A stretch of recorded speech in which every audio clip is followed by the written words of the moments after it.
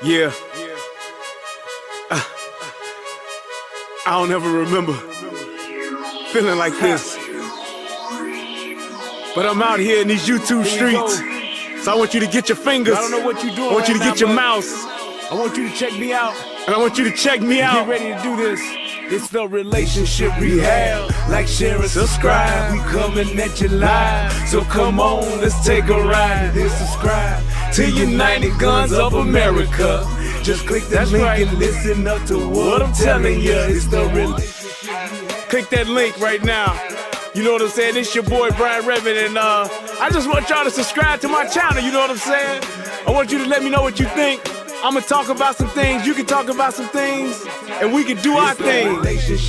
You know what I'm saying? I mean, it's all about having a conversation, right? I mean, if we can't talk to each other, then, I mean, what are we really here for? I want y'all to be able to just come over to my channel, talk to me about what's going on with you, and I can tell you what's going on with me, and we can build some things. You know what I'm saying? That's all about growth, baby. So click that link, go ahead and swipe on your phone, whatever you gotta do. Share my content. It's just get me out here, baby. Cause we just talking, you know what I'm saying? It's like, I like doing what I'm doing because it's about the people. It's about us having a conversation with each other. It's about us discussing whatever needs to be discussed. And on these YouTube streets, this is the best place to do it, baby. Like, share, subscribe. That's right. Click the link. Click the link. Yeah. I just want to say thank you to everybody that's out here that's already subscribed. You know what I'm saying? Cause y'all ain't the first one, and y'all ain't the last one. So I just want to give a shout out to everybody that click the link, that click the share, and then subscribe to your boy. Cause we gon' grow this thing together, baby. Relationship rehabbing, United Guns of America. To the world, blow up, baby. Yeah. Click the link, baby. Click the link, baby. Yeah. Hey, I just want to send a shout out to all y'all. I love y'all. That's why I do this. It's for the love of us, baby. I appreciate all of y'all. Ooh, we gon' do this thing. We gon' do this thing right here, baby. Hey, look, if you at a computer right now, just go ahead and click your link. What else you got to lose, baby? Tell me what you think. Hit the comment section. You can jump on the live panel. We do it all here. That's what it's all about. So come holler at your boy. I've been doing this for years, but I just got onto this YouTube thing. So hey, let's see what it do and where it can go. To United Guns of America. Just click the link and listen up to what I'm telling you, telling you.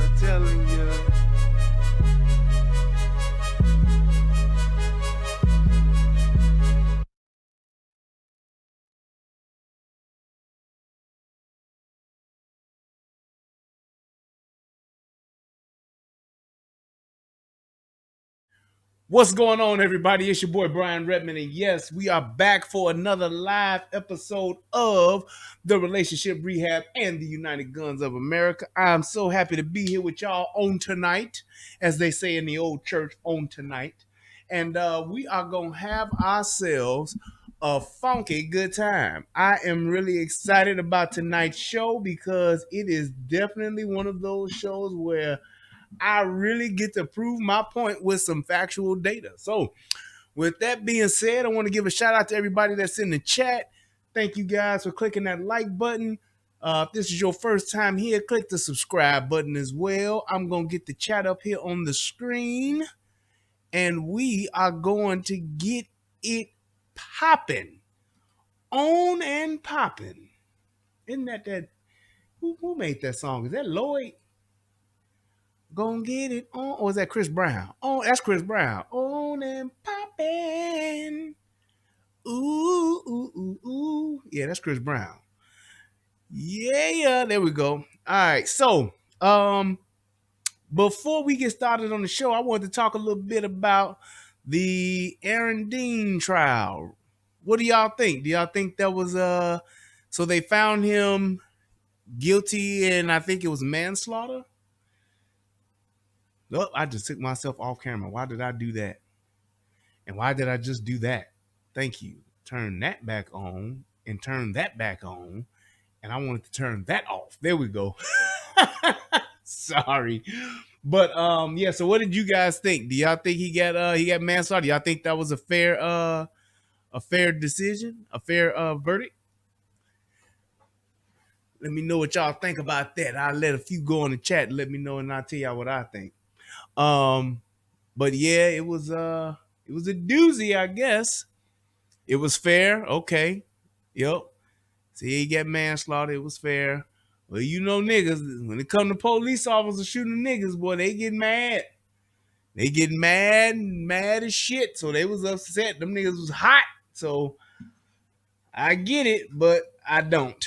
But yeah, what did you guys think? If you guys thought it was a fair verdict, or if you thought it was unjust, you thought he should have got he should have got something else or a stiffer sentence or whatever. But I don't know. Matter of fact, is this blowing the right way? I don't think so. Yeah, I think that's right. But I personally think, Lance, did you say who? Goddamn, boy. You can take a nigga out the ghetto, but you can't take the ghetto out of this nigga sitting at home probably like, who? Who he talking about?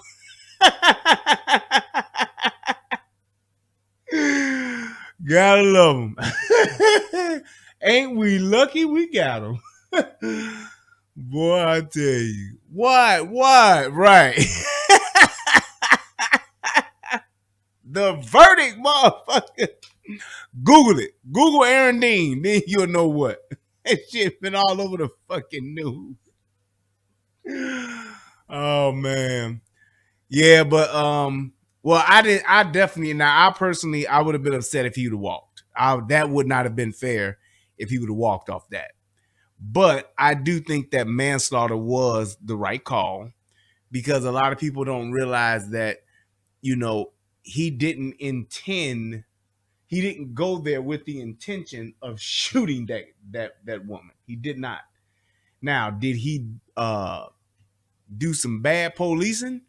Hell yeah. And a person died because of it. But that wasn't his intention to go there to shoot her. Um, and there's actually another video I'm probably gonna wind up doing tomorrow about I don't know if you guys saw it or not. It's the guy with the axe. I think he was like a homeless dude or something, but the police officer pulled up, saw the dude with the axe, said one time, like dropped the axe, and then like shot him. And I believe he gave him the domey. I think he dome shotted him. And the thing about it is that the police officer was like, shit, maybe I would say at least 15 yards away, 15, 20 yards away, at least. And yeah, popped him. It was yeah, I was like, damn. But yeah, nevertheless, I'll probably break that one down tomorrow. But my thing is though with Aaron Dean is that it wasn't his intention to shoot her. He didn't go there with that intention. Now, the way shit turned out and the way shit happened, yes. He shot her, and like I said, he literally was not thinking about what he was doing, and that's no excuse. So that's why I believe he should have got manslaughter. Definitely thought he should have got manslaughter. And hey, your ass need to go to jail, get your time out, sit your ass down. Now, as far as the time, the sentence, yeah, the sentencing is tomorrow. Now, as far as the sentencing goes, I don't know about that because I mean, I think that with it being, you know, as much of a hot item as it is, I think that, you know, he don't need no long ass sit down, no 20 years or no shit like that. But I want to say manslaughter is maybe a 5 to 12 year sentence or 5 to 10 year sentence here in Texas. I'm not sure, but yeah, I don't know what the max is. Somebody could probably look that up to see what the max is for manslaughter. The max is 20. Yeah, he definitely don't need no 20. I would not. Yeah, he don't need no dub for no manslaughter. So, um, but maybe, you know, I don't know. Depending on what of course he don't have no record because he was a police officer probably, but I would say something that would be fair would maybe, you know, be, and you got to factor in good time and all that kind of shit that he would get. So I don't think they should do like no 2 years or no shit like that. No, I'd say get a nigga a 5 to 8 piece wing where he sit down for 5 to 8 years, something like that, because then he'll get out in like 4 or 6 or something like that. So if that's about right, I could see that. But yeah, the thing and the reason why I say that much time, because you have to realize that that woman was in her home and she was well within her right to have a gun. And the fact that he put himself in that situation and was walking around checking windows outside the perimeter doing a wellness check, and knowing that you're there for a wellness check, why would your first instinct be to shoot that gun? Then that was just total negligence on his part. And you should definitely have to do a sit down for that. So yeah, yep.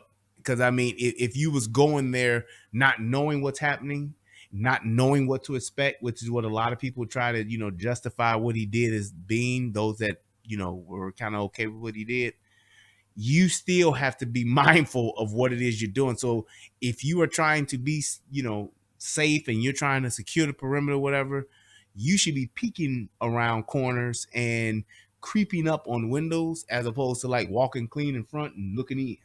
You should be really more of a cautiousness approaching windows and and doorways and things like that, as opposed to just walking up to the motherfuckers. So it is what it is, but that's just my 2 cents.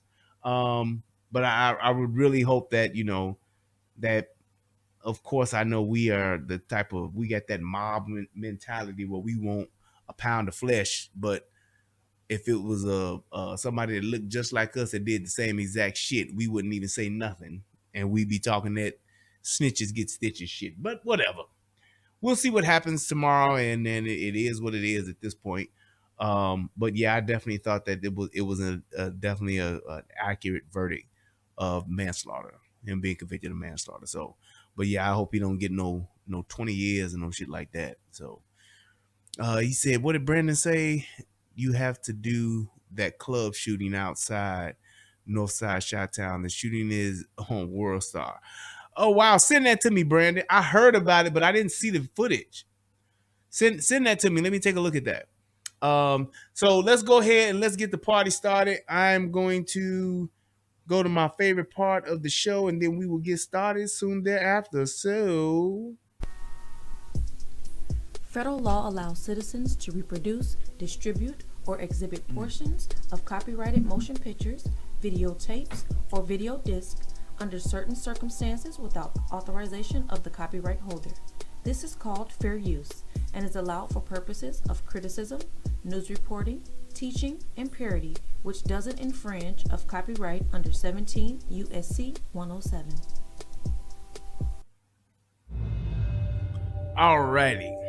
So this here, god damn it, I did not want to do that. People call me Max. The media called me Mad Max.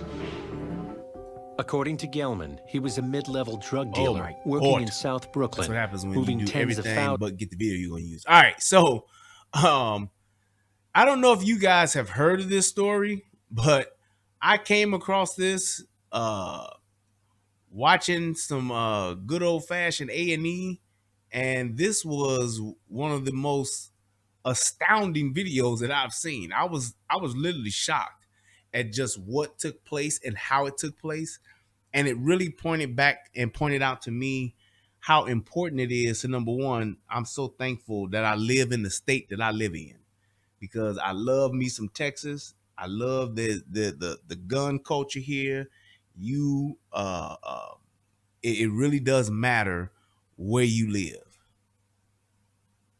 It really does matter. And it's like, and my thing is too, and that goes both ways, because those people that are, I guess if you want to call it anti-gun, or those that, want stricter gun laws or whatever the case may be, I would suggest that those people go and live in those places that have them. But this is one of those places that has them, and I really would like for y'all to see the price that people are paying for this. The price that people are paying for this. Now, mind you, this took place in 2011. Okay, so I want you all to see what happened and how things unfolded, And like I said when I was posting this on the page and stuff, this is one of those instances where you can clearly see where a good guy with a gun makes a big difference. And not only does it make a big difference, but it makes a big difference to the point of where a good guy with a gun can save lives. And the fact that there are so many people that don't understand that, and they really don't even consider it until the rabbit got the gun and they staring down the barrel of that gun, or they're the one that's facing grave bodily harm or even death in this instance. It's like you those last moments when something like this is happening, you not only wish, you pray that somebody could step in and stop this person from doing what it is that they're doing. But because of gun control or these just ridiculous gun laws and the red tape that they make you go through in order to even own a handgun, especially in New York, it's insane. Well, they're kind of like fighting it now, but it's insane with all of the stuff you have to go through. And only people that can really just fairly quickly get their hands on guns are celebrities, politicians, and rich folk. And that to me goes to show you how the system, if you will, it's geared towards having people, especially the everyday common folk and the poor folk, suffer. It's just that simple. You suffer. You're the lambs being led to the slaughter. You're the sheep, and the wolves will prey on you at will, and they won't be there, and no one will be there to help you. You are instant victims. You are consistent victims when you live in a society that is like that. And I don't understand why anyone would want to live in a society where they don't have the right to protect their lives and the lives of their loved ones by any means necessary. I don't get it. I don't understand it. But this is one of those instances where I'm going to really prove my point further than what I've done already thus far over these past few years. This is one of those reasons why it is so important for everyday Americans, everyday citizens, to be able to not only have the right to carry, but those that are trained should carry. This is why the Second Amendment is so important. It just is. And I know, people have love to make jokes about the Second Amendment and love to say that we go too far. The pro 2As, they go too far, and they just gun crazy, whatever. Until your ass is in this situation, I guess you won't get it. But this is one of those things where it's like, this was a no-brainer. This is why people should have guns. This is why people should carry guns. And this is why people, when they're in those situations where their life or their loved ones' lives are on the line, this is just another reason why you should be in a position and be ready for people like this. Let's do this. Thousands of dollars of cocaine and Oxycontin a week. By his account, he became a successful... Wait, sorry, forget.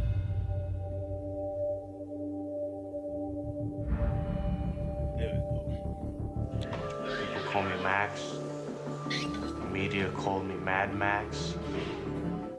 According to Gelman, he was a mid-level drug dealer working in South Brooklyn, moving tens of thousands of dollars of cocaine and Oxycontin a week.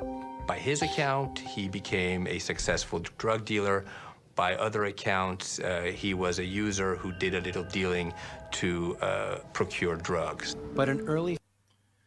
So this guy is pretty much comes off as a regular drug dealer, whatever the case may be, for whatever reasons, however he was doing, whether he was smoking and selling and smoking, getting high off his own supply, whatever you want to call it. That's what he was doing. And essentially what happens is that one day he's high, maybe a little too high, but he begins to tweak, and he's under the impression that the government, aka the feds, they have him under surveillance. And from that point on, he tries to go and get himself, he wants to leave town. He's like, well, let me get out of town for a few days, like out of the country. And he has to go to his mama's house to get his passport, of course, because grown folks, grown motherfuckers today, these young men raised by these single mothers, they depend on their mama to have all and take care of all their important shit and be the gatekeepers of all their important shit, even though they grown as fuck. But he has to go get his passport from his mama's house, and like I said, things begin to unravel from there. But it's really something. But I'm gonna give you a quick, brief synopsis of like what happened. Guy name is Maksim Gelman. Maxim Gelman. They call him Mad Max. Mr. Gelman, 24, pleaded guilty in November to fatally stabbing his stepfather and also killing a young woman who was an unrequited love interest, the woman's mother, and a pedestrian he ran over after stealing a car. That's pretty much what this dude did. 4 lives gone. In a 28-hour span, Mr. Gelman stole 4 cars, 2 by carjacking, and injured 4 people before the police arrested him on a Manhattan subway on February 12th. So he did 4 bodies and injured 4 people, all within a 28-hour span, and it wasn't until his ass was down on the Manhattan subway that they called him. So that's just a brief overview. February 2011, he becomes convinced the feds are onto him. I went and purchased a kilo of cocaine, and when I was driving back on the Brooklyn Bridge, every car that was around me had official plates.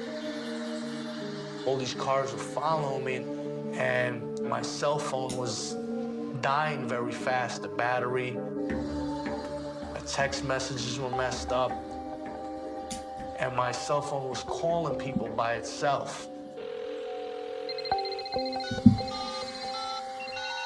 At that time, I kind of put it together, the feds, so they tapped my cell phone and they were following me. Tap the cell. So he feel this is, I mean, and I don't know if it's true or not. If it was, fine. If it wasn't, it was of no consequence at this point. But this begins his whole mindset, and what he begins to think is what he needs to do is get out of town. I get it. But if you buying a kilo of cocaine, I'm quite sure you might be using some of it or whatever the case may be, but it is what it is. It's just the makings of a bad night, essentially. Once you got to go through all of this stuff you see that's happening and you don't have your go bag ready, you got to go put one together, and you already paranoid, this is what happens. That night, Gelman claims he was paranoid and desperate. He comes up with a plan. It's best that I just lay low and don't do anything from now on. So that night, I ordered some tickets to Dominican Republic. But first, he needs his passport, and to say goodbye to the most important person in his life, the one woman he loved and trusted completely, his mother. My real father died in Russia. I never even seen him. So 5 in the morning. So there you go. 5 o'clock in the morning. 5 o'clock in the morning, this is what we got going on. This is what we doing. And yeah, let's see how this works out. Morning, I ended up going to my mother's house to get my passport.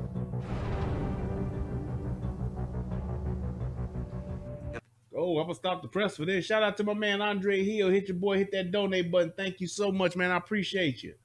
My guy. I'm waking her up. Listen, I just need my passport. I got into some things, and I had the feds on me, and I have to lay low. And she thought I was drunk.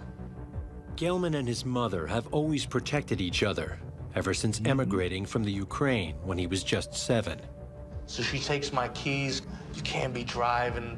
You've been drinking. I'm like, Mom, listen, this is serious. I gotta get out of here. And then my stepfather comes in. Gelman despised his stepfather. So this guy comes in stinking. This fat, ugly Russian with some dirty briefs and a gut. Talking It is. all kind of obscenities in Russian. I was paranoid and I was angry. I don't want to hear it. So I stabbed him with the kitchen knife. Just like that. Just like that. So there's instance number one where, hey, somebody gets stabbed and the person who got stabbed, who's the victim, at this point, has no weapon to defend himself. And here's my thing. 5 o'clock in the morning, you in the comforts of your own home, your wife, son comes in at 5 o'clock in the morning talking about he gotta go. Goodbye, mama. I ain't gonna see you no more for a while. I gotta go lay low because the feds is watching and all that shit. And it's like, man, I don't want to be hearing this shit, number one. I don't want to be dealing with this shit, number two. And it's like, you up in my house at the end of the day. It's like, no, I'm not gonna have you up in my crib making a fucking ruckus and going through all this shit. And you, man, if you need to just get your passport, leave. But if you not, you up in here all loud and shit at 5 in the morning talking about you drunk and you and oh man, no way. Nope. No. But I will tell you this. Being an older man or old man, I ain't gonna talk shit to nobody. And I mean nobody without having my fire on me. As what's the nigga name? My man Duval say. I'm gonna have my fire on me. I'm gonna talk all the shit in the world in my own house. I sure the fuck am, but I'm gonna do it with my gun. I ain't gonna be standing around with my hands in my pocket or standing around with my hands at my side talking crazy. Nope. But this is what happens. So talking crazy to him, 5 o'clock in the morning, dude already, like he said, I'm paranoid and I'm angry. That's a bad mix. Now he didn't get stabbed. Begging for help, screaming for my mother. Sveta, позвони полицию, call the police, he's killing me. When the kitchen knife breaks during the attack, Gelman turns to a carving fork. That's what we call in the black home the big fork. That big fork you use to turn your chicken over with. The big fork that you use to flip your pork chops with. The big fork that you use to hold the turkey as you carve the turkey, or to hold down the chicken as you carve the chicken. If you got a roast beef or something like that, is what it's the big fork. You got the two long forks on the end, long things on the end. That's what that is. Yeah. Yep. That's exactly what he got after the knife broke. Yeah. He savaged than a motherfucker. Mad Max stabs his stepfather a total of 55 times. Bing bong, 55 times. 55 times. That's like the Michael Jordan double nickel at Madison Square Garden. 55. That means five. Yes. As what's her name? Consuelo would say, 5. No. No, need more lemon pledge. No, you buy. No. That's what he was saying. No. He tried to kill me. No. This is ridiculous. 55 times? Yeah, that's suffering. My mother, she picked up the phone and I looked at her and like she's not gonna call the police, and I kept stabbing him. I didn't think nothing of it. She picked up the phone and she called the police. And I was shocked. I was like, my own mother called the police on me. I love my mother. I would never hurt my mother. Took the keys and I left. And that lets you know right then and there that he's not like crazy. He's just a savage motherfucker. Because so many times people try to chalk up, violent acts and just violent crimes as, oh, you ain't in your right mind, or he just went crazy. The fact that he was able to still rationally think and process the fact that, nah, it's my mama. Even though she called the police on me and she a witness and all that shit, I ain't gonna kill my mama. Nah, I'm gonna leave her. I'm gonna let her breathe. Meanwhile, this nigga in Melvin, they getting their baby boy on, and Melvin is losing like a motherfucker. He on the floor with 55 of them in his chest. NYPD learns from Gelman's mother that he is driving a 2004 silver Lexus. They issue a BOLO alert to patrol units in Sheepshead Bay. As Gelman drives on, a twisted logic takes hold of him. I realized I got the feds on me, and now I just caught a body, and I'm probably not gonna come home anytime soon. If he's going down, he's not going down alone. The people that were snitching on me, that are working with the feds, and people that have done things to me. All these people, in Gelman's sick mind, must die. And that's how easy it is for him. That's how easy it is. And here's my thing. This is something that I always tell. I keep saying this, and I hope that people will begin to grasp it and understand this. And once they do, you'll think differently and you'll carry yourself differently. You never know what someone is going through. Therefore, you would never know what people are actually thinking. And there are a lot of times when people have had enough and they literally just sum everything up that's going on in their lives, that's wrong, that's bad, that's stressing them out, whatever the case may be. They sum it all up with 2 words. Anybody know what those 2 words are?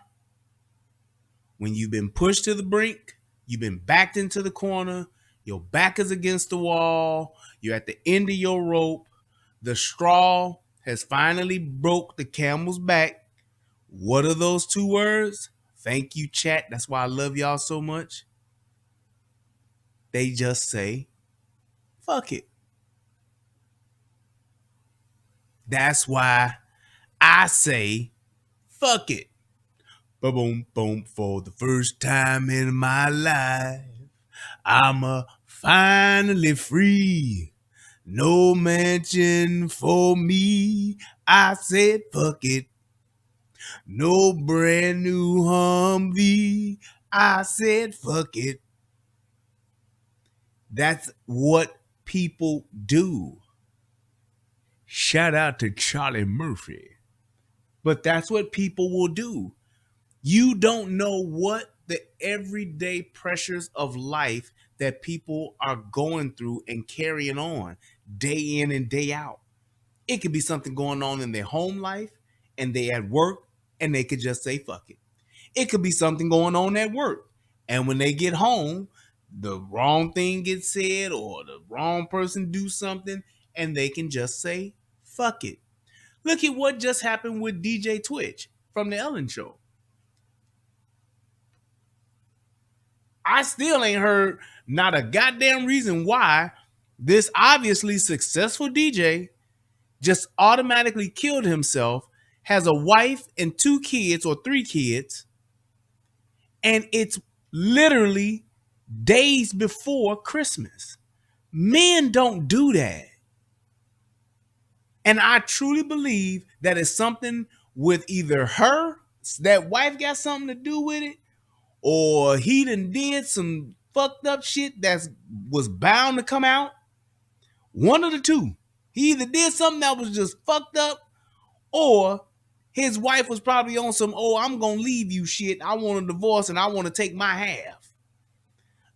Because it's like out of the blue like that, men in situations like that, I'm not going to kill myself and have my kids have to deal with that 2 weeks before Christmas. I'm just saying, I'm not going to do that. Most men don't do that. Most men don't do that. They're not going, if a man going to kill himself, he going to get all of his affairs in order. And if he doing it for his family to benefit or something like that, or he just lost everything, a man will get all of his shit together and then do it. He ain't going to do it day of Christmas. Yeah, I know it's Christmas Eve. I'm gonna kill myself. Nope. And you got kids.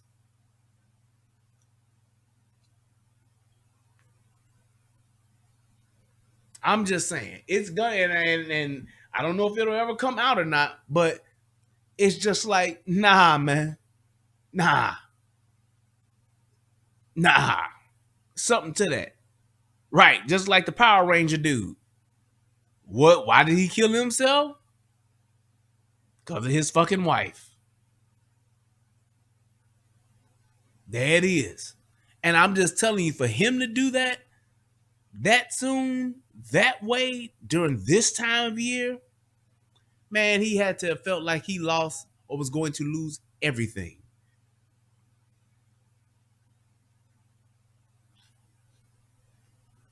Just saying. You don't just cash out like that during this time of year when you have a family. Now, there's plenty of people that will do it that don't have no family. They don't have nobody, which is one of the reasons why I've always said that's why I like doing my anniversary show on Christmas, because it's like it gives those people who may not have family, it gives those people who may not have been able to come and go and be with their family to sit around with me for a couple hours and, man, talk about other stuff, do different stuff. Just being able to get away and be around some people that actually give a shit, that are actually like-minded, it matters on a day like Christmas. It really does. And it's like, and that's just one of those things that you got to realize about people during this time of year. It's tough for a lot of people, man. It really is. And I don't know why I've gotten off into this, but I guess it's very important to do. But it's like you have so many people, and hear this, that you don't even realize. People that you work with, people that you see at the gas station all the time, the people that you see at the grocery store all the time. Those people, there's so many people that's in your community that work at the cleaners that you go to, just anywhere, that literally, and I'm telling y'all this, have no one. They don't have nobody to talk to. They don't have nobody that they can, vent to. They don't have anybody that they can, just be around and hang around, and it's not stressful. They don't even have somebody that gives just two shits about them. Because we're so busy now in society, so busy using each other, hurting each other, fighting each other, fucking over each other. It's like finessing each other. That's what we do now. We're more enthralled and we give more attention to someone who's actually being hurt as opposed to helping someone that is hurt. So it's like those are the things that you really need to just consider and understand. It's not just, it's especially even more so during Christmas time, but you would be surprised at how many people have no one. You may think, oh, they got a family or they got their mama or whatever. You may think that, but you will literally be surprised at how many people don't have no one. Already are planning to spend the holidays by themselves. Already understanding the fact, man, maybe I can work on Christmas. Maybe I can go to work on Christmas because we are not meant to be alone. And especially during the holidays, some people don't want to be alone. See, thank you, Poco, for being transparent. He said, that's me.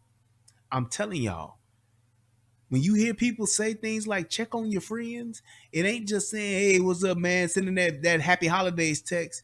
It's actually picking up the phone and just talking to them. And that was even, and one of the things that I was always glad about when living in Chicago, and even when I moved to Michigan, it's like for the holidays, our house was always open. When I was working at Best Buy, I would tell people all the time, hey man, just letting y'all know, if you ain't got nowhere to go for Thanksgiving, you ain't got nowhere to go for Christmas, man, you can come over to my house, man. Come on by. If for nothing else, just to get a plate. because you honestly and truly don't know who's by themselves. And even and even back, especially in Chicago, it's like my mama's house was always open. We spent every Christmas together, and it was like, man, this is what we do. Everybody would come over, people would stop by, and you would always get those one or two people that would just stop by that you ain't seen in the longest time. It's like, oh shit, they just stopped by. It was good to see them, great to see them, but it's like you never know. And sometimes when you have the right type of environment and the right type of family vibe, sometimes that's just what people are craving. Let me go somewhere so I can laugh with somebody, auntie, laugh and joke with somebody's uncle. You know what I'm saying? It's like having that type of family that's entertaining, where y'all have a good time and ain't gonna be no drunk out, no fights and no stabbings and no shit like that. Sometimes that's just what people want to be around. I just want to be around somebody who's having a good holiday, Christmas or Thanksgiving or whatever the case may be. So I'm just saying, when you have people that are dealing with so much, it's very easily just by the flip of a switch, like a light switch you turn on in your house, where somebody could just go from, hey, I'm trying to struggle with this and I'm dealing with this, to where they just say, you know what, fuck it, I'm gonna shoot everybody. Fuck it, I'm killing everybody. Fuck it, I'm gonna kill myself. It gets to that point, and when somebody just says, fuck it, usually people get hurt. Why? Because they were rats. Gelman's number one target, 20-year-old Yelena Bolchenko, a former friend who lives only 4 blocks from his mother's house. 10 a.m. At Yelena's house, it's the start of a usual day for her mother, Anna, who works out of her home as a travel agent. Her mother opened the door, she invited me in, and I was like, where's Yelena? Anna. What did she do to him? What did she do to him? Did she cuss him out? Fuck you won't. Look what you coming over here for. Fuck your Russian ass doing on my doorstep. None of that. She's working from home. He comes by with his savage mentality, and he's like, hey, where she at? She like, come on in. I don't know where she at, whatever the case may be. Let's see what happens to her. Anna knows exactly where her daughter is. At a friend's house 2 blocks away. I was like, where's Yelena? She's like, she's at work. I'm like, where does she work? And she wouldn't tell me. She was like, why are you asking all these questions? It is. She told me, she's like, okay, I'll tell you where she is.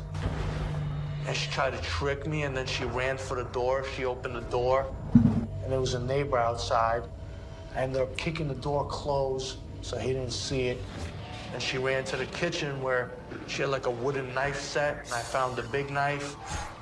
And I'm thinking, I can't get Yelena because she's not here. Might as well get her mother because she's the closest person to her. If that ain't no savage shit, I don't know what the fuck is. If that ain't no savage shit, I don't know what the fuck is. So he's going over there to find his ex-girlfriend, bitch he used to deal with.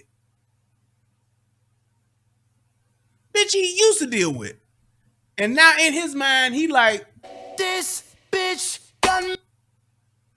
He just gonna kill her.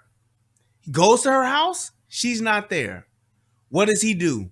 I want to hurt you more, bitch. I'm gonna kill the closest person to you. I'm gonna kill your mama. Kill your mama. Just that he just like that. He just decided, I'm gonna kill your mama. I'm gonna kill your mama.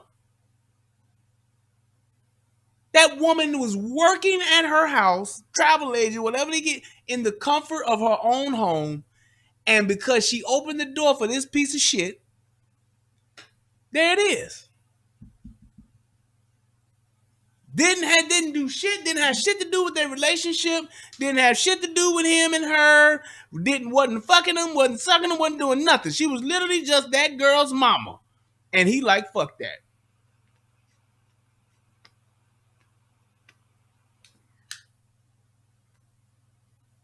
He's like, fuck that. Bitch, you gonna go.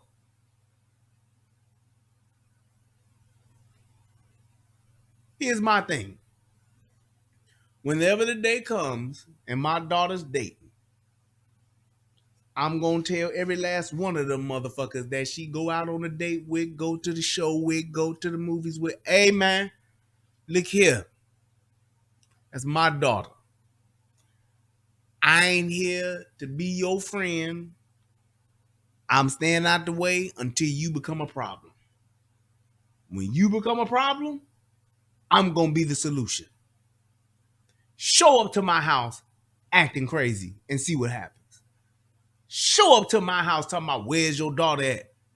I'm gonna be like, boy, if she ain't told you, motherfucker, obviously she don't want you to know. But I won't be doing it barehanded. Oh no, no, no, no, no, no. I ain't gonna be doing it empty-handed. I ain't gonna be talking crazy. Motherfucker, it's 5 in the morning. Nigga come knocking on my door, 5 in the morning. At the end of the day, I stays with the glizzy. I'm like, man, what the fuck you want? What you doing here? Not waiting. I'm waiting to see what he's gonna do. No, nigga, you better be watching to see what the fuck I'm gonna do. What you want? Fuck you want? Mr. Rim, Mr. Rim, where's your dog? Man, if you don't get the fuck off my porch, 5, 4, 3, 2. Count that nigga down like motherfucking like Janet Jackson in Rhythm Nation. 5, 4, 3, 2, 1. Pow! Fuck wrong with you? Showing up at my house talking about where's do you know where? Boy, I don't know shit, but this Glock and this motherfucking front dot sight on your ass. That's what I know. I know this motherfucking Shockwave got some motherfucking double out buck in this motherfucker. I know that. I know where the whereabouts of this motherfucking shotgun shell gonna hit your motherfucking chest. I know that. I'm not giving a motherfucker a chance. In the infamous words of the young great poet Lil Wayne, I don't bust back because I shoot first. It's that simple. Because when a motherfucker show up and got this kind of balls, this is why people die. This is why people die. And this is why people die such a gruesome, terrible death. One of my biggest fears is to get stabbed with a knife. One of my biggest fears is to get stabbed with it. I don't even like needles. I don't even watch when they draw blood. I look away and be tapping my feet, tapping my hand, like, come on, bitch, come on, bitch. Kind of like Luke. Captain D coming. Hurry up. Man. That's how I am. So it's like, I'm not going to fucking give a motherfucker the opportunity. And I want that person to understand the fact that that's how I think. Hey, man, look. If you gonna go over there, first thing you gotta do is kill her daddy. Like, as soon as you open the door, as soon as you ring the door, you need to strap up and shoot as soon as he say, who is it? As soon as you hear that, you better shoot him because he ain't fucking around. He's not. And he will fucking send your ass home. On the long ride. He will send your ass up to that upper room. The upper room with Jesus. I pride myself at being a motherfucker's afterlife coordinator. Fuck with me if you want to. And you'll find out. Fuck around and find out. Like my brother Easy say, fuck around and find out. Gelman stabs Anna with the big kitchen knife 12 times. There it is. While I was That's 12. stabbing her, she said, you know, I'll never tell you who my daughter is. I drove by Kings Highway. I was looking for Elena's job. She worked as a dental assistant on Kings Highway. Elena found her mother's body, called 911, and was on the phone in a quite hysterical tone. The same time Elena is calling 911, Gelman decides to drive by Elena's house one last time. Yup. At Elena's house, She waits outside for police and fire rescue to arrive. I pulled up in her driveway. I had the knife tucked in my sleeve, so when I walked up to her, all her neighbors were outside. She ran to her neighbors, grabbed one of the neighbors' hand. Yep. One of the neighbors tries to intervene, and Max goes around him. He was waving the knife, slashing at the neighbor's coat. The Elena's hooked on the back of him for dear life, saying he's gonna kill me. So you see, that's the boyfriend right there. Here's another person. So now we're at the third person who, had they had a gun, would have had a way better fighting chance of stopping this guy. Especially the new boyfriend. Like, he should have been expecting this. One day this crazy motherfucker might come on over here. He really liked Yelena. And look at what happened. He really did. He came for her. He's about that life now. And he's not fucking around. His mindset is, his mind is made up. Oh, I'm gonna kill this bitch. And it's like, when you have, and it's just like this. For a man, if you see something like this go down, if something like this could happen, and just any man who got a girlfriend, what would you do if your girl's ex pulled up?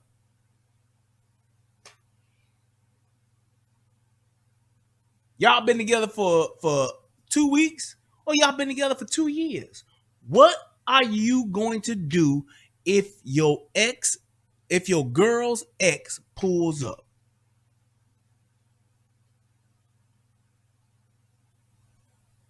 Why would you not think that? It's like,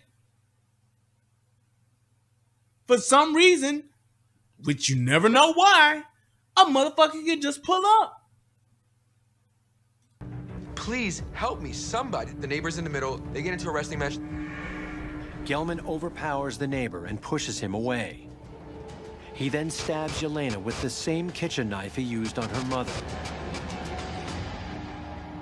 She took a couple of steps, fell down.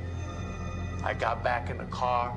I backed up. Then I was like, maybe she's not dead. Picked her up by her hair. He had cut her throat from side to side. Tried to chop her head off. And what were you doing, sir? Watching. Watching it all go down. Watching it all go down.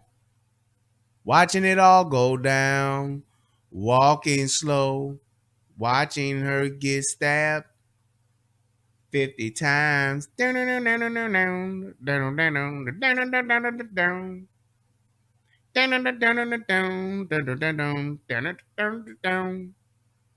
just watching it. And that's just what it is when you don't have a firearm. When you choose not to carry a firearm. When you follow the gun laws strict as fuck in your city or your state and say, yeah, they said we can't have no guns because Bloomberg says we don't need them. Yeah, you're right. The billionaire who travels with private security says we don't need guns. I'm not going to carry mine. Yeah, the mayor, Eric, whatever the fuck his last name is, he said we don't need them either. So, damn, there it is.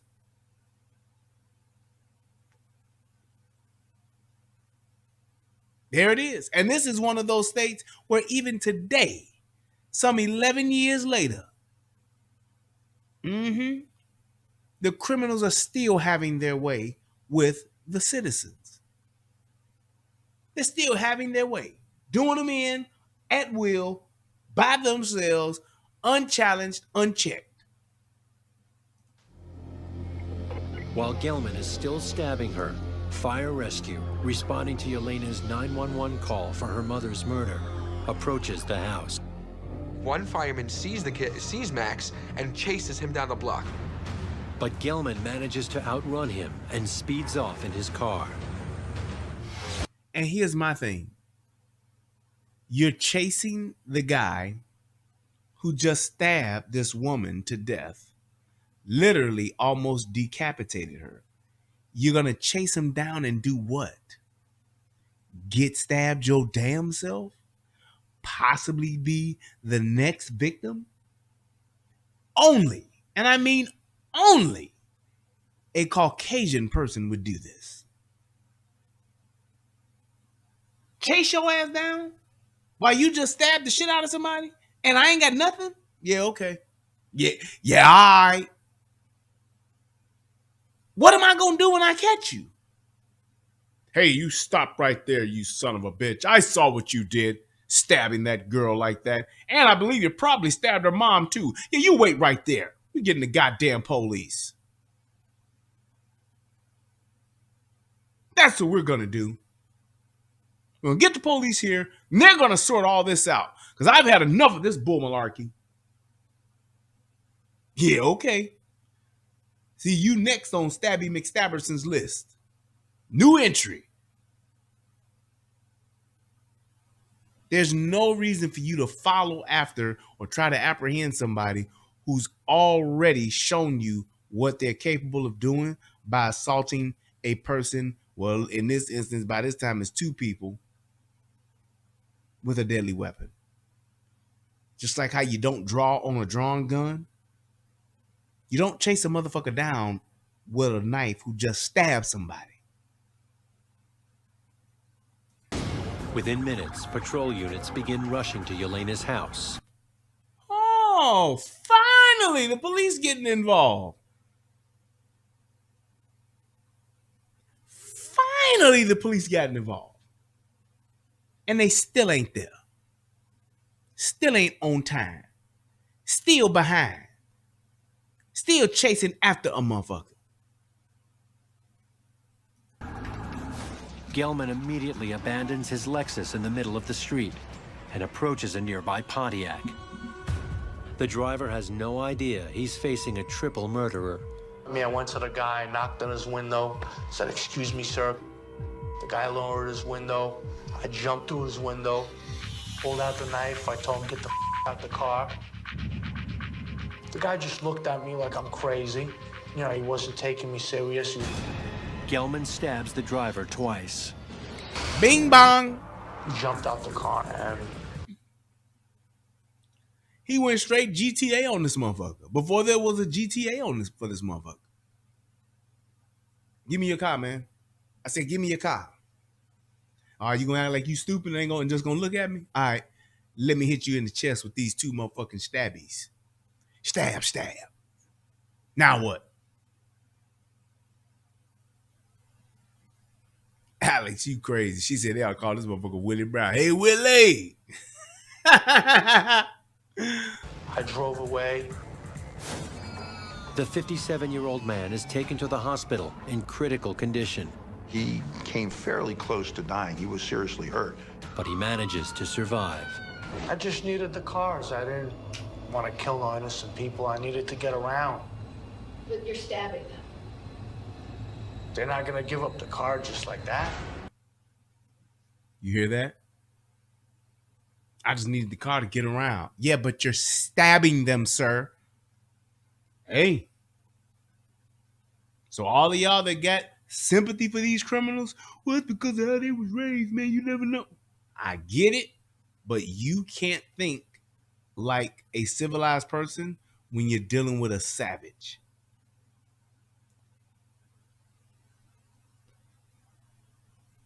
Only thing you can do with a savage is match that energy or outsmart them altogether. And a lot of times, because of the nature of this kind of shit, you can't do the latter. At a nearby intersection, 62-year-old Stephen Tannenbaum is crossing the street. I heard something, a noise on the roof. I didn't even see anything. All I seen was a crack in the windshield and the guy ended up flying over the car. Pontiac that he had just stolen smashes into Mr. Tannenbaum. Tannenbaum, a rare coin expert, is taken to the hospital where he is pronounced dead. Yup. So he then stole the car, and then once he stole the car, he ran over another motherfucker and killed that person. And out of all of the people that's standing around watching this shit, because this is happening in broad daylight in the afternoon, like noonish, 12:30, maybe 1. All of this is happening. Nobody with a gun. And no police are involved yet. Responding cops soon connect Tannenbaum's hit and run to Gelman. 12 hours into Gelman's rampage, darkness falls over Brooklyn. And Darkness, everybody. Darkness is spreading. I just laid in the car until it was morning time. 24 hours since Gelman's killing spree began. Queens, New York. Car wouldn't start. There it is. By 8:35 a.m., Gelman is in Manhattan on a southbound train. NYPD quickly zeroes in on Gelman's train, one that's just pulling out of Times Square. So all this time that done went by, and they still ain't got close to catching this motherfucker yet. And I mean, they still ain't got close to him. And I'm not hating on the police. I'm just saying because it takes time to try to track somebody down. But this is another reason why the safety for your own personal safety and the safety of your loved ones, those that are around you, is nobody else's responsibility ultimately but their own. Somewhere between 34th Street and Times Square, the police realize that they are close to him. They immediately radio the motorman of the train. Then they stop the train and there's an ongoing police investigation. Gelman realizes he's been spotted and is cornered on a train stopped between stations. There it is. So I jumped off the train into the train tunnel, into train tracks, and I seen the police were entering with the flashlights. I had my knife in my jacket tucked in. Gelman is trapped. Then he sees a possible escape. A train slowly moving in the opposite direction. I jumped onto the moving train in between cars. Hold on, what are you saying? Brian, do you agree? What's your answer? I went to the conductor's booth, knocked on the door. I said, Why don't? Oh, this is I got official you. business. I see it. Open the door. This is official business. And because that way they think, you know, there's some kind of emergency and they would open the door like I'm one of them. So if I get the conductor, you know, I'll put the knife to him and I could hijack the train to get out of there. You see what his intention was. And I'm telling y'all like this dude is not crazy. This is just literally a calculating motherfucker. That's all he is. That's all he is. He's not, he's a psychopath. And that's why, nope, he's just a motherfucker that said, fuck it. I'm choosing carnage. Everybody's suffering. Everybody's going to suffer.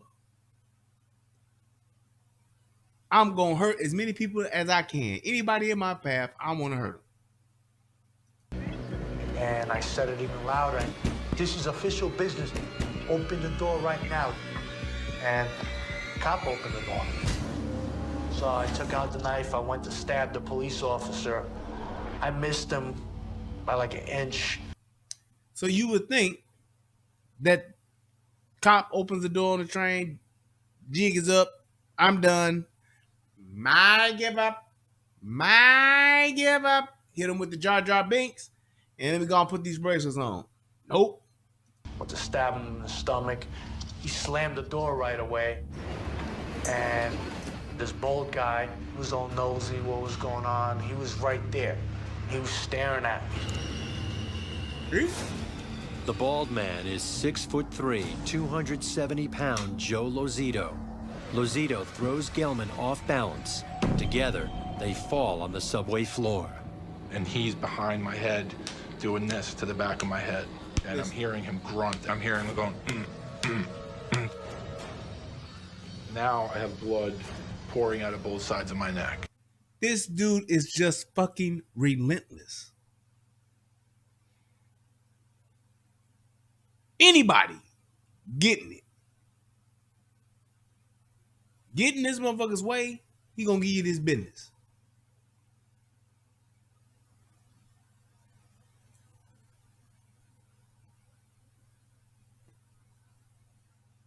Dante G says, I used to not like guns. I got one now, Glock 19 Gen 5. Congratulations. Congratulations. All I can say is better sooner than later. What took you so long? Whatever the case may be, but glad you got it now. During the fight, one of the officers in the conductor's cabin sees an opening. And while I was stabbing him, the police officer came out, he pulled out the gun. Cop was a big guy, you know, pointed the gun at me, but I was still stabbing the guy, so he put the gun away back in his holster, and he grabbed both of my arms. He overpowered me. And that's how he caught me. Now there are plenty of people that's gonna say, now see, if he was a black man on the train, he'd have just shot his ass. That may be true. My point is this: that officer put his life in danger. Why not shoot this motherfucker? You holster your gun. And I mean, if you see this dude fighting and he ain't stopping to stab that dude, I mean, getting up point blank range and busting on his ass.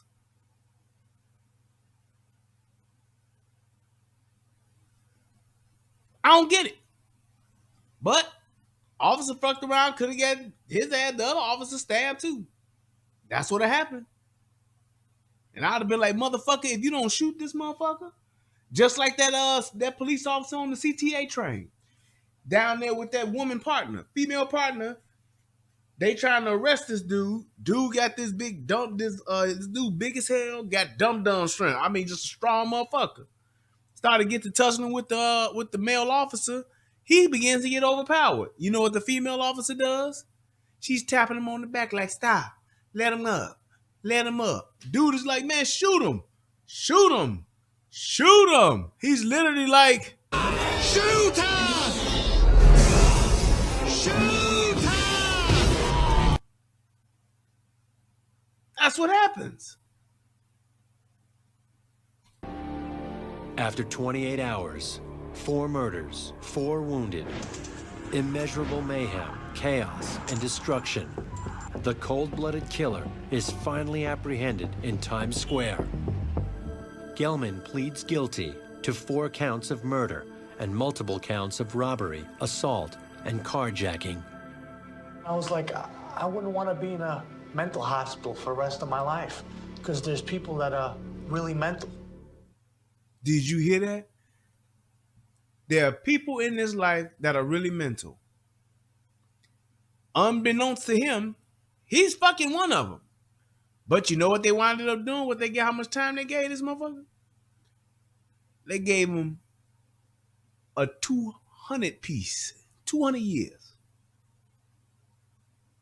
200 years sit down. I get it. Let me run this commercial real quick.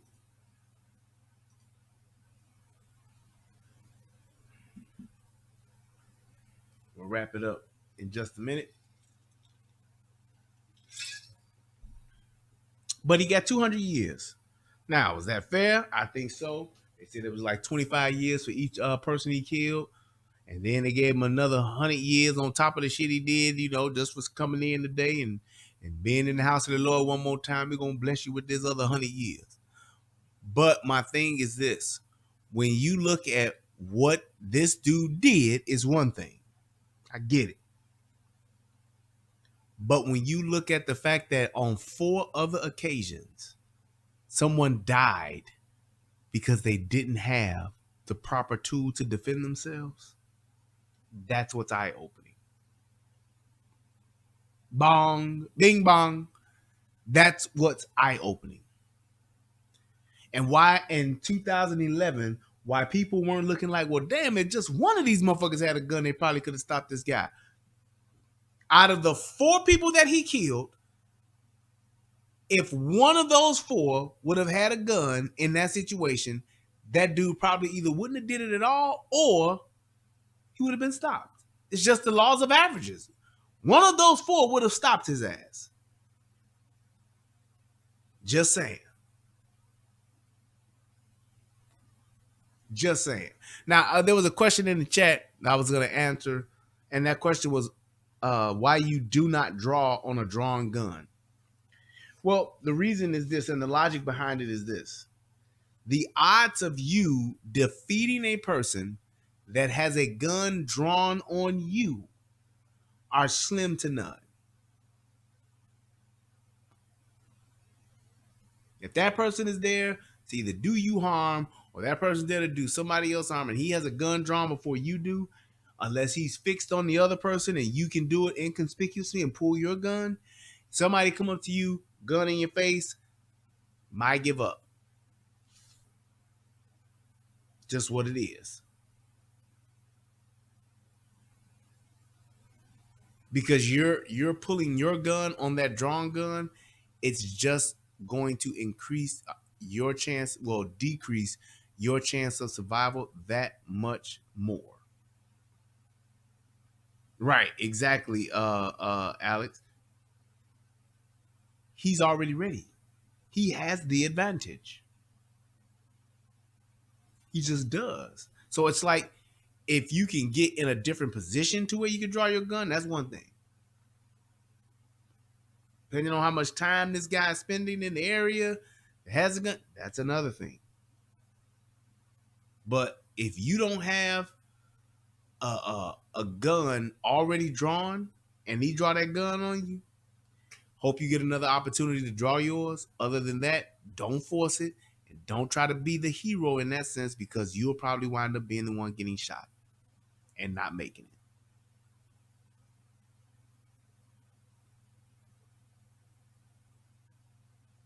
Just saying. Even if he got it on you and he look over here or something, if you try to grab him, try to get the gun away from him, if you try to pull your gun, it's an instant, just simple, basic reflex to pull that trigger. And if he already got sights on you, he already got the barrel aimed at you, you're more than likely going to get hit and you're going to suffer a severe gunshot wound to the fill in the blank. So that's why we don't draw on drawn guns. Now, are there potential exceptions to the rules? Yeah, to some degree, but it shouldn't be because of if that exception to the rule, it shouldn't be. The exception to that rule should be where there's just a bunch of circumstances that's leading to you saying, hey, this person did this, then they did that, and that gave me the opportunity.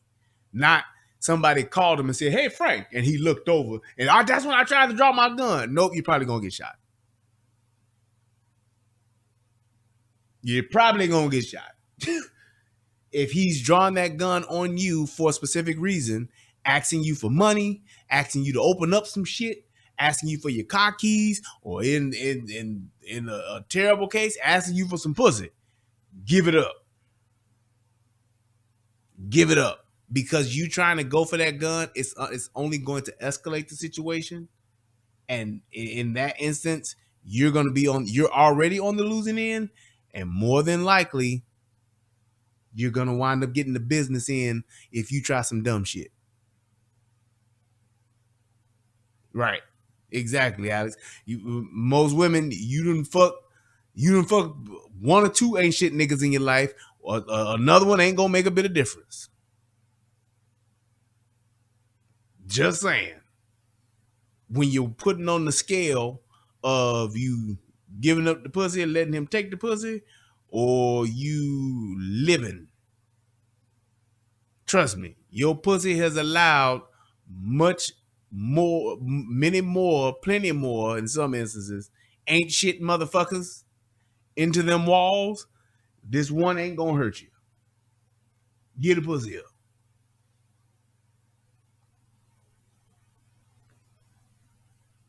Just saying.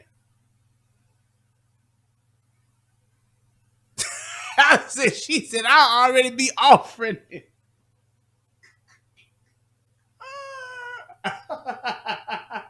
That's your first reflex, huh? That's your motherfucker pull a gun on Alice. She gonna be like, look, I got this pussy for you. Come on here, you can have it. Just don't shoot me. Please don't shoot me. Mr. Wait, please don't shoot. Don't shoot me. Hit her with that eye. She gonna hit her with the R. Kelly. But hey, I get it.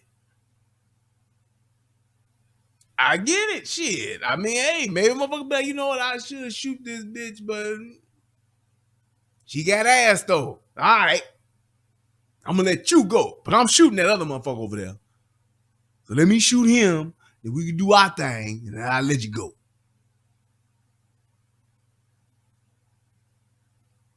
Just what it is. But I'm just saying, you don't draw on a drawn gun because the time it takes, and we're talking about a matter of seconds, that it would take for you to be able to draw that gun, aim that gun, pull the trigger, and put a kill shot on that person, slim to none. Which is why the rule is don't draw on a drawn gun. That shit rhymes. I should be a rapper.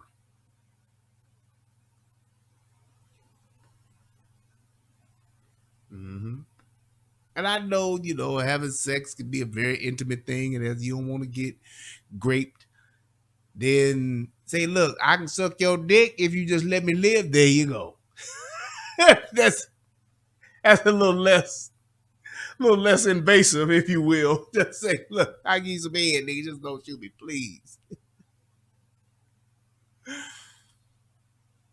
Just saying.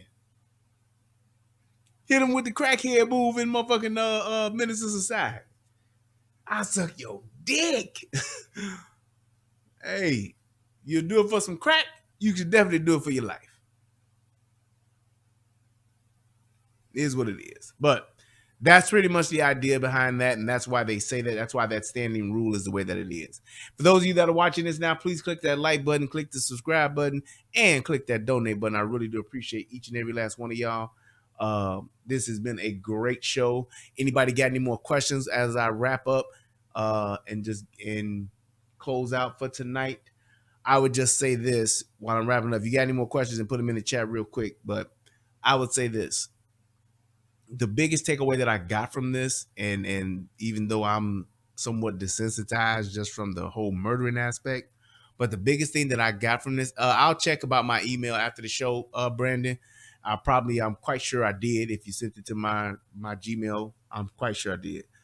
But I would say this: if the biggest thing that I take away from this, aside from the unfortunate event of those people that lost their lives, but my thing is there's so much room for this to have potentially have been either only one person dying, where all four didn't have to die and the other four got injured. It could have been resolved a lot sooner if there would have just been, number one, a constitutional carry, or the ability for people to carry their guns, or also some well-trained people with a firearm that's willing to use it and willing to be sheepdogs.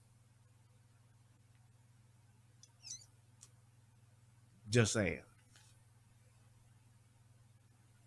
Just saying. When you have the opportunity for people when you have the opportunity to have good guys with guns, your odds of having not necessarily any victims, but multiple victims are drastically decreased. Just like the guy at the Amazon spot. So Amazon 3 Amazon contractors at work in the parking lot. One of the contractors got into it with this other contractor. They got into it, or he came up there and they're saying that he believed that he was going up there to kill the person or to even do a mass shooting. But they got into it. Shots were fired. A third Amazon contractor saw what was happening, pulled his gun out, and killed the guy.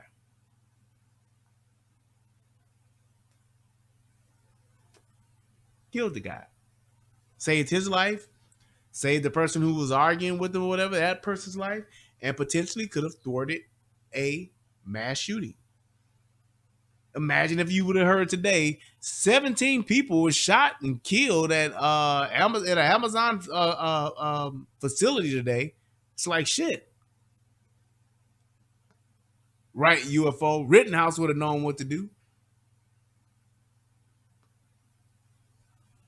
You have to be prepared for this kind of stuff. And that was my biggest thing with Kyle Rittenhouse. People say, but he shouldn't have did that. They ain't had no right, man. Fuck that.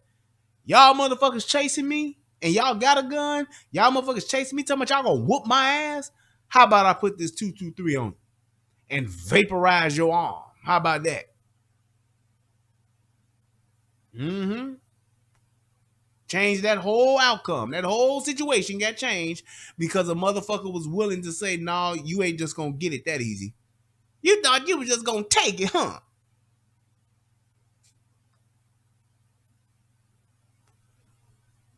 You have to realize that the good guys with guns matters. Maybe that'll be a great t-shirt. Good guys with guns matter.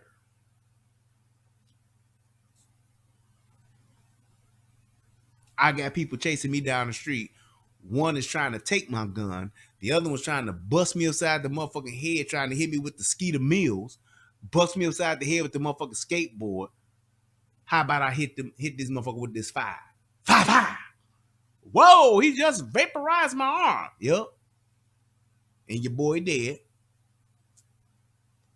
I shot him in the chest, Charlie Murphy. He's bleeding inside his chest. I'm not gonna let you hit me upside the head with a motherfucking skateboard. But that ain't no gun. No, I don't give no fuck. You ain't gonna Skeeter Mills me. Nope.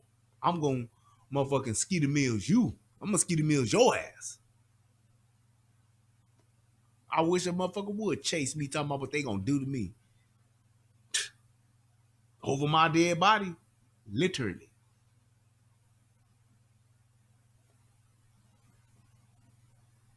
Literally. So, hey, Big Timer says my high point would lay all these motherfuckers down.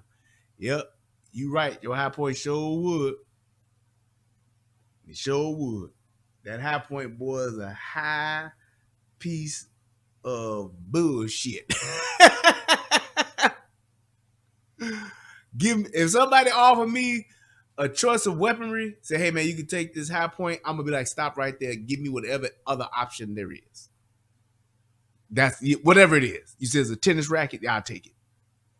A softball, yep, I'll take it. Motherfucker say, hey, you take this motherfucking high point or take this skateboard. Give me the skateboard. I'm gonna do more damage, and I know the skateboard gonna work. So hey, made out of more quality.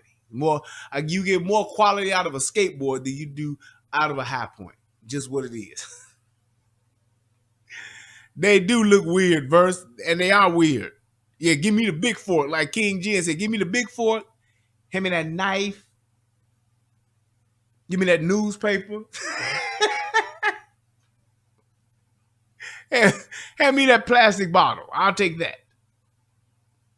I'll take it. Yep. Take my chances. But I want to thank everybody for tuning into the show tonight, man. I appreciate each and every last one of y'all, man. Please click that like button, click that subscribe button, click that share button, and click that goddamn Cash App. Thank you so much. I love y'all. Till next time, peace, and I'm out. What's going on, everybody out there in the internet world? It's me, Brian Redmond, also known as the Relationship Rehab. And I need you to do 2 things. What are those 2 things? Subscribing to both my channels. I need you to go to the Relationship Rehab, subscribe to that channel, and then I need you to go to United Guns of America and go to that channel. Now you may be asking, why would I do that, Brian? Because it's 2 of the hottest channels on the internet. Come over there, give me your thoughts, give me your opinions, have conversations, because that's what it's all about. We talk about some of everything: politics, relationships, guns, law enforcement, community stuff. Anything that's happening, I'm willing to have a conversation about it. So come on over. You don't got nothing else to lose, and you ain't got nothing else to do. So come to my channel, subscribe, ASAP and join in on the fun. Twice the entertainment, 2 channels, twice the fun. Come on and have a funky good time with your boy. Peace, and I'm out.